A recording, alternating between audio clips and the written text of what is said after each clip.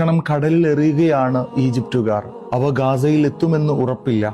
എങ്കിലും തിരമാലകൾ അവയെ തീരത്തെത്തിക്കുമെന്ന പ്രതീക്ഷയിൽ പ്രാർത്ഥനയോടെ ഏറ് തുടരുകയാണ് ആയിരങ്ങൾ.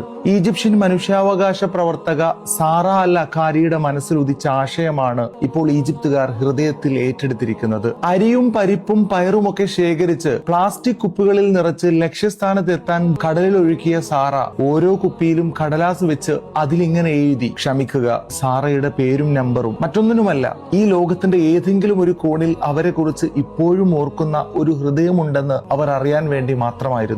ആ കുപ്പികളെ കാറ്റ് ആഴങ്ങളിലേക്ക് വലിച്ചു കൊണ്ടുപോയില്ല. കടൽ വെള്ളം കുപ്പികളിലേക്ക് കയറി ഭക്ഷണം കേടുവന്നില്ല. 3-ാം ദിവസം രാവിലെ സാറയുടെ ഫോണിലേക്ക് ഗസയിൽ നിന്നുള്ള ഡസൻ കണക്കിന് സന്ദേശങ്ങൾ എത്തി. ദുരിതാശ്വാസ കേന്ദ്രത്തിലെ ഡോക്ടറിൽ നിന്നുള്ള ആദ്യ സന്ദേശം ഇങ്ങനെയായിരുന്നു: നിങ്ങളുടെ 10 കുപ്പികൾ തീരത്തെത്തി. നിരവധി കുടുംബങ്ങൾ വയറു നിറയെ ഭക്ഷണം കഴിച്ചു. കുപ്പിയിലുണ്ടായിരുന്ന കടലാസ് കയ്യിലെടുത്ത് 2 കുട്ടികൾ നിങ്ങളുടെ പേരിൽ ഉമ്മ വെക്കുന്നത് ഞാൻ കണ്ടു. അവർ വിറയാർന്ന ശബ്ദത്തിൽ പറയുന്നുണ്ടായിരുന്നു, നിങ്ങൾ കടലിൽ എറിഞ്ഞ ആ ചെറിയ കുപ്പികൾ വെറും ഭക്ഷണമല്ലായിരുന്നു, അവ രക്ഷാസന്ദേശങ്ങൾ പോലെയായിരുന്നു. വരണ്ട ഭൂമിയിൽ മഴത്തുള്ളികൾ പോലെ അത് ഞങ്ങളിലേക്ക് പെയ്തിറങ്ങി. അതെ, അവർ ഭക്ഷണം മാത്രമല്ല കാത്തിരുന്നത്, ലോകം ഇപ്പോഴും അവരെ ഓർക്കുന്നുണ്ടെന്നും അവർ ഒറ്റക്കല്ലെന്നും അവരെ സ്നേഹിക്കുന്നവർ ഉണ്ടെന്നുമുള്ള ഉറപ്പുകൂടിയായിരുന്നു.